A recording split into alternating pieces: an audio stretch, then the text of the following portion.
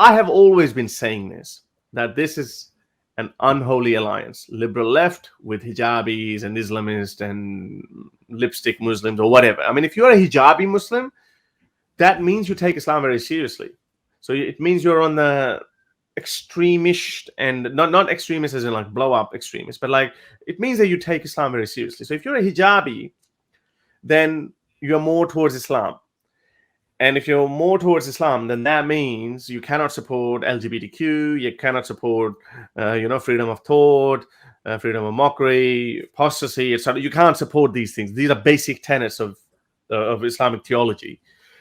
So when we see Linda Sarsour and Ilhan Omar with these very traditional hijabs, they could be just for the show. But then we see, hang on a second, they are aligning with these far left liberal West or these organizations or some borderline wokes, and they're supporting LGBTQ, they're supporting apostasy, they're supporting freedom of thought. Like, what's going on? So a lot of people get upset that, oh, this liberal left, how stupid are they? Can't they see it? And I've been saying, look, okay, the liberal left has their own worldview, and they look at it and they say, okay, we need to protect the minorities, etc. But sooner or later, we will reach the crossroads where they will have to make a decision.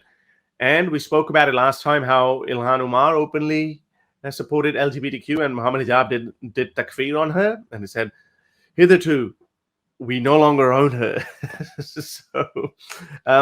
So now this week, he's going after Yasir Qadhi, because Yasir Qadhi was put on a spot, and it was cornered, and he was asked a question about supporting LGBTQ in the West, and he was like totally taken aback, and he had no smart way to wiggle his way out of it. So have a listen to this. Mohammed Hijab made a video on that, so I wouldn't play his part because he's just basically complaining, and he's saying, why can you not look them in the eye and say that, look, we categorically do not support LGBTQ. Why do you have to just, give these mixed messages? And that's confusing the Ummah. So let's have a look what Yasir Qadhi had to say with Mahdi Hassan on Al Jazeera TV. The following clip, which I found was, wallahi, when I first saw it, I was very... Didn't he say, hello, wallahi, I want to... Let's have a listen again. In the following clip, which I found was, wallahi, when I first saw it, I was very upset and angered on behalf of Sheikh Yasir Qadhi. Let's watch the clip together. Do you see how that's problematic for a lot of people listening who'll say, you say they're welcome in your mosque, but they're welcome as sinners, and that makes people not feel very welcome. It's not our job to judge others. I'm willing to allow them their rights. Are they willing to allow me my rights? When you say you're willing to allow them their rights, what does he mean by, he didn't answer that one, but let's just go point by point, because it's not a very long clip. We'll just play it very we'll play it and we'll go along.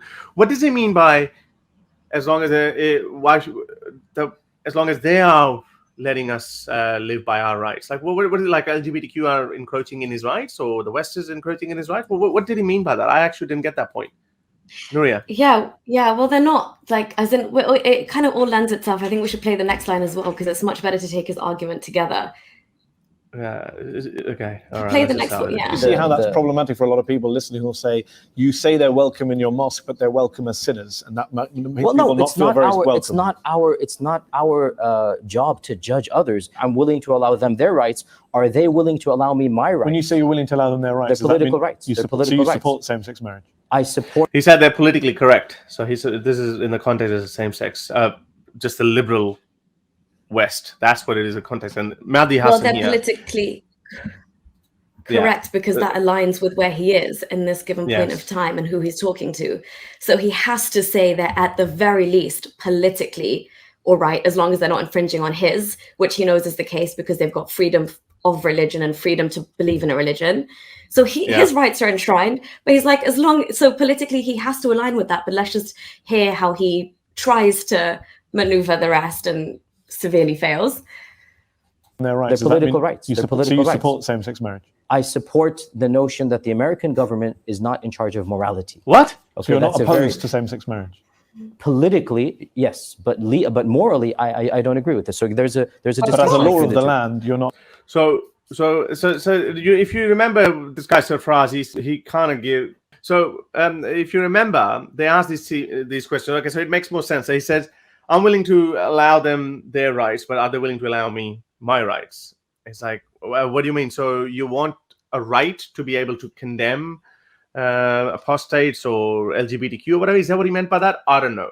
That wasn't clear, but that's why Mehdi Hasan was clever, and he asked a little bit more. He goes, and then he just picked one example, LGBTQ, and he said, I'm not opposed to him. Politically, they're correct. So politically, that's true, but morally, I have a problem with that. So what does that mean? And let's just go a little bit more into that. He's towing a fine line here, right? Because he has to say that they politically have some scope under the kind of law of the land that applies. He look like he can't say to the West outright that in a perfect world I oppose, say, the same-sex marriages, and therefore I would not politically allow them either. But given the circumstances, sure, politically I'll give them some leverage. Morally, I'm opposed to it because my religion, my faith doesn't allow it. And now, obviously, Mehdi Hasan has cornered him. So now there's that clear distinction between what he morally agrees with and what he politically has to say and agree with, given the nature of the country that he's in.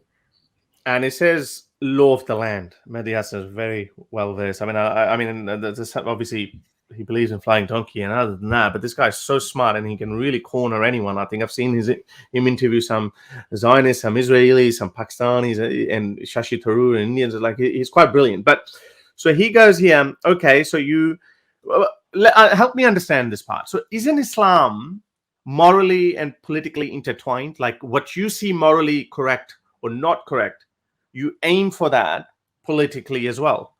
100%, yeah, actually. So in other words, yeah, go. Whatever is morally against Islam or morally reprehensible under Islam becomes the political, like, de facto rule of law. It gets enshrined, as you're saying. So one thing effectively becomes the rule of law for everybody, whether or not you are Muslim or not, in a de facto Islamic state, if that's what would happen.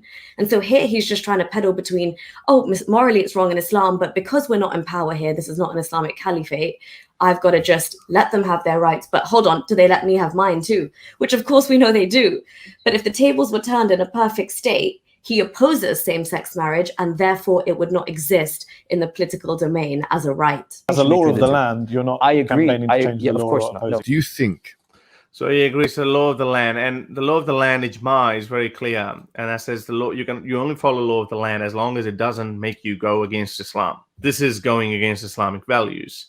When Prophet Muhammad was coming up with these things, those things were not, same-sex was not allowed anywhere else, either in Christian world or Jewish world, or within the Jewish communities. So he tried to wiggle his way out by saying, well, I'm following the law of the land, but politically, they're okay. So politically, if you want to be gay, that's fine. But morally, I don't think it is.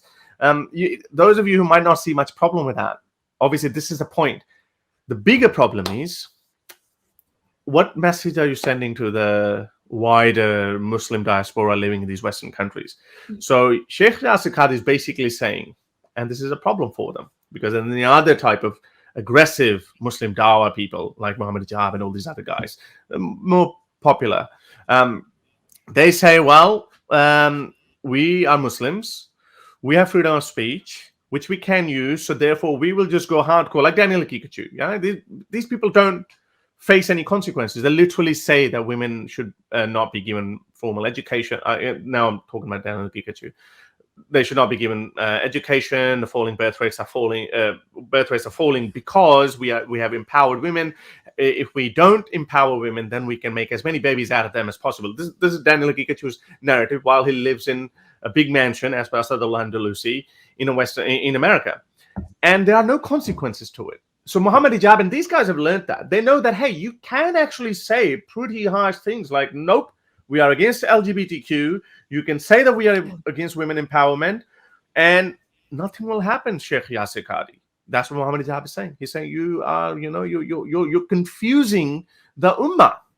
And I have to agree with Mohammed Hijab here. Well, credit where credit's due. Like, at least he's consistent, and likewise with Daniel Hakikachu and people like that. at least they are sticking to black and white Islam as it is, and as it's kind of like the unholy alliance you talk about. It's fundamentally Islam in its purest form and its most mainstream form has no room for members of the LGBTQ plus community at all. That's actually the fundamentals of it. So when you talk about an unholy alliance or people being actually intellectually dishonest, or they're just pandering to the cognitive dissonance that they're trying to navigate by kind of having one foot in the more progressive West and having one foot and all their loyalties lying with Islam, you realize to be on mainstream media channels like that, to be on national TV, to have some credibility, you cannot be completely disassociating from communities like this. And that's probably, obviously, Ilhan is a woman, like, she knows what she's doing. She's operating the political sphere. You know that you need those votes. You know that you can't alienate masses of people. But I'm honestly with Mohammed Hijabi. He's being true to Islam. He's right. Don't confuse the Ummah, because you've got some Muslims, like we shared the article, I think a week or so ago, where the first LGBTQ plus mosque is going to be like a safe community mosque is coming up in Houston in America. And that's amazing. But the reason that they have to get a safe space like that is probably because all of mainstream Islam or the various sects of Islam don't give them any room. So they're kind of carving out this own space for themselves. And that is definitely because Islam and that community just don't work together. But the problem is now, like, he's saying these things, obviously Muslims are going to be confused, but in a way, just the silver lining here is that at least he's encouraging Muslims to be ever so more slightly progressive, albeit being extremely intellectually dishonest and very confused. But they won't, I mean, hearing a rhetoric like Yasir Qadhi's will not make them as infuriated and disgusted and repulsed as they potentially are by this, you know, whereas Mohammed Hijab says we shouldn't even extend dawah to those members of the community unless they're willing to change their ways. And what does change their ways potentially include? What kind of things are we talking here? Conversion therapy? Like, you know, it gets into very dark territory very quickly. But yeah, credit to him for being consistent. Yeah. Okay. So who else was sharing this interview with Sheikh Yasir Qadhi? Have a listen to that one. And obviously, this is a person that Mohammed Hijab just recently, a week ago, did a takfir on, maybe 2 weeks ago. Have a listen to this one. Same Islamic cause. You put that to Linda. You're an American Muslim civil rights activist. You campaign against Islamophobia and in favor of Muslim civil rights, but you also campaign against homophobia and in favor of LGBT rights. Do you see that as all part of the same struggle? Absolutely, and I will say this about American Muslims: there has not been any coordinated campaign oppositional to the Supreme Court decision for same-sex marriage. And you're not correcting that. In fact, and he's saying, "Well, you should have butt in. You should have corrected." Why weren't you out there? Yeah, show them the pictures of the protest. Show them how annoyed we were. Yeah. You're just talking about your own track record and defending yourself, yeah, not even Islam, but quite frankly, yourself. Well, let me put that point to Well, that's exactly what I've been doing, Linda. If you actually listen to the lectures that are on YouTube, I would say I'm one of the very few clerics that have very publicly said. Do you think this? So he's actually like very, very public, and he has said this very publicly that, you know, we live in the West, and what do we do? But he's been treading a fine line. So what is he going to do? Where is he going to go with this? Obviously, there was going to be backlash, and there was a little bit of a backlash. Listen to how Yasir Qadhi actually responded to this. He said, this some dude says, "Dear Shaykh, love you all honestly, but on a serious note, you desperately need to reassess your approach, meaning you need to tell them. No, don't beat around the bush. Don't try to be polite. Tell them we are homophobes. We don't like homosexuals. We want to, you know, if we could." Morally, he means morally, he finds it reprehensible. But also, if he had it his way, then he'd do it. But listen to how, just have a look how he responds to it. So I'm unsure if applicable, but we must enter into Islam holistically, which is fair enough. And Mohammed Hijab has the luxury because Mohammed Hijab is not being put on TV. If he was ever to put on TV, he would become the next, who was the guy from Ilford? What was his name? Anjem Choudhury? Yeah, Anjem Choudhury. You know, like his views would be like, he might be slightly smarter than that, but not much. Because if you put it out there, if you say that, hey, you are against homosexuals, you're against apostasy, you are against dissent, people are going to be shocked. Liberal West would be like, oh, they would immediately. Liberal West has that spine. Yeah. Look, liberal West as as much as you hate them, but they would not take long to actually distance themselves from you. There's a reason why they don't touch people like Mohammed Hijab or Hakika Choose, these guys. There's a reason, because if you touch them, they become victims. And when they become victims, they kind of get more popularity. So it's one of those ones, like, it's better not to touch them because they're still a very small number. It's a very small minority. Yeah, when we see them in Ilford or in Manchester or Bradford or wherever, in hundreds, we think, oh, wow, Muslims have taken over. Look at the overall population. They're nothing. They're minuscule. So Sheikh Yasir Qadhi and these guys know that, hang on a second, we're going to have to be a bit more careful. We cannot actually express our religious views so vividly. We can't just talk about them so openly, unashamedly, unapologetically. So have a look what he says. He says, he goes, Jazakallah for your tone. Look how nervous he was. He's like, oh man, these people are ripping into me. He's like, oh, just because you said it so politely. Dear Sheikh, love you, all honestly. He goes, I was put on the spot. Yeah, he was put on the spot. Touche. Yeah, he wasn't prepared. It's not the best choice of words. So now he's trying to play a double game here as well. Yeah. Nuria, but look at this. He's now trying to play the double side here as well. So he's preaching to the choir here, and he's like, over there, I'll be conniving over there, I'll be conniving over here. But Mate, they're literally wolves in sheep's clothing when they talk to the West, and then their real wolfiness comes out when they're back in their own little dens. Trust me. Yes, exactly. So you guys here, have a look. No, but this one I didn't get it. Is it sarcasm or what is it? It's a very dark line. He goes, but I'm trying to navigate living in a system where we have to legally give rights that we morally disagree with, like LGBTQ. But he didn't use that example because, you know why? Nuria, you know why he didn't use it? Because maybe Yasir, in case Mahdi Hassan sees it and calls him out. Now, hang on a second. You were saying whatever, but what is this? No, that's okay. He even said he morally disagreed with same-sex marriage on live TV. So yeah, fair enough. But he's saying that he's saying I'm trying to navigate living in a system. Poor Yasir Qadhi, how do you sleep at night? Like every time you know that people here have the legal right to not believe in your Allah. Like really, I'm sorry. Take some melatonin or something.